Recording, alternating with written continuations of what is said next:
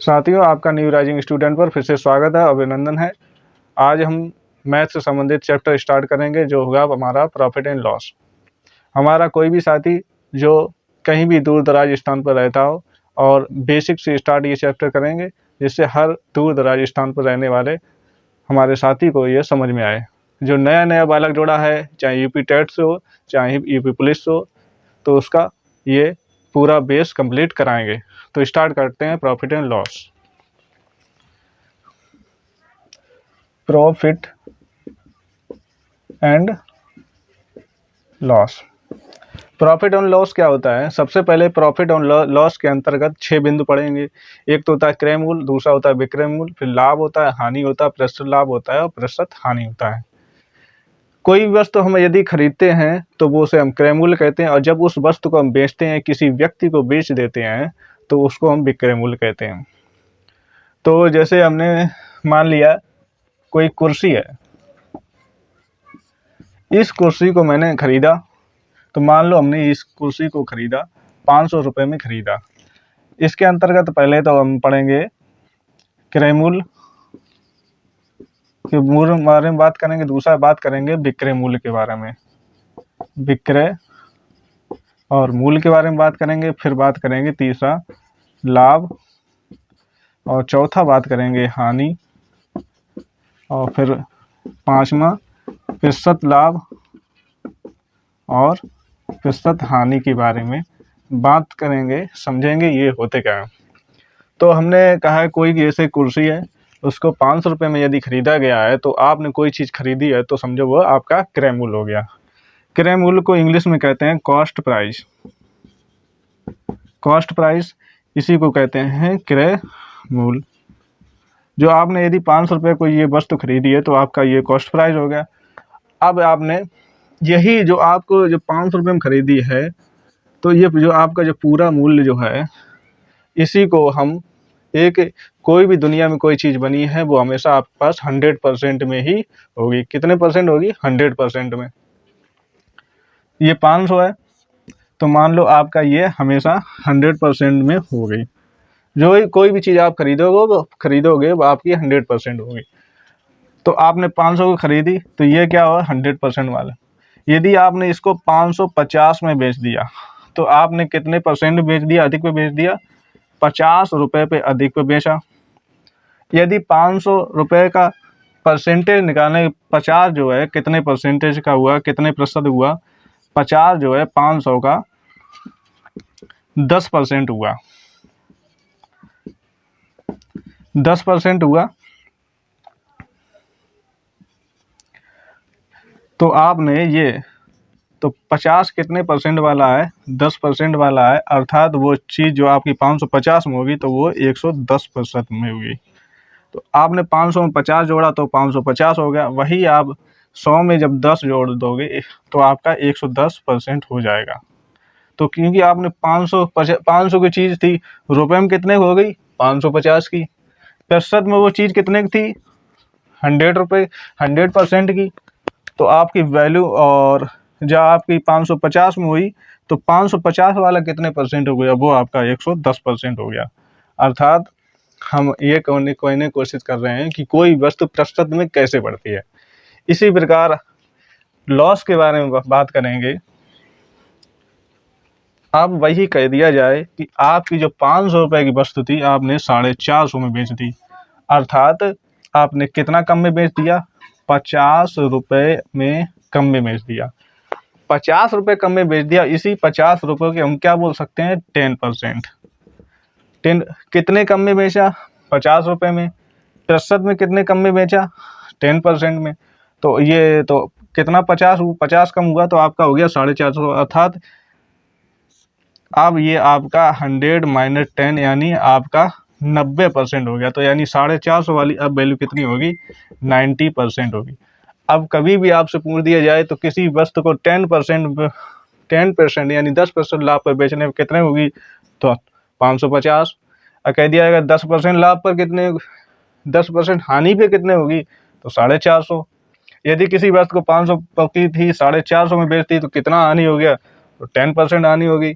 यदि किसी वस्तु 500 की थी, 550 पे बेच दी तो कितना लॉस, कितना प्रॉफिट हो गया, 50 प्रॉफिट हो गया। कितने परसेंट प्रॉफिट हुआ, 10% प्रॉफिट हुआ। 500 की दी, 450 बेच दी, कितना लॉस हो गया, कितने परसेंट में लॉस हुआ, तो आपको 10% लॉस हुआ। मतलब एक ही सवाल से, इतने ही मैटर से आपके इतने सवाल बन जाते हैं। बेस यही होता है। आगे का क्वेश्चन स्टार्ट करेंगे और आप आगे समझिएगा।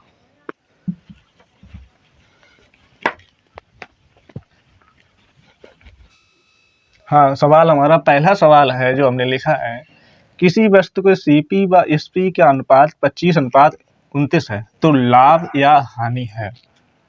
तो लाभ या हानि प्रतिशत में है, प्रतिशत में है, प्रतिशत में ज्ञात करना है।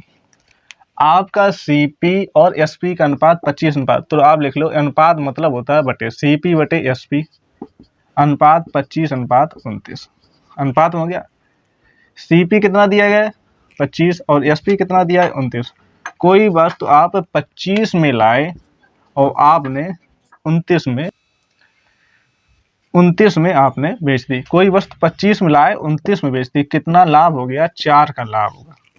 4 का लाभ हुआ, किस पर लाभ हुआ, 25 में, यानी हमेशा क्रय मूल्य पर ही लाभ होता है। कितने हुआ 25 में, कितने परसेंट, 100%। 25 से काटा 25 चौको 100, 4 गुणे 4 बराबर 16%। हमारा लाभ आ गया 16%, यही आंसर बनता है।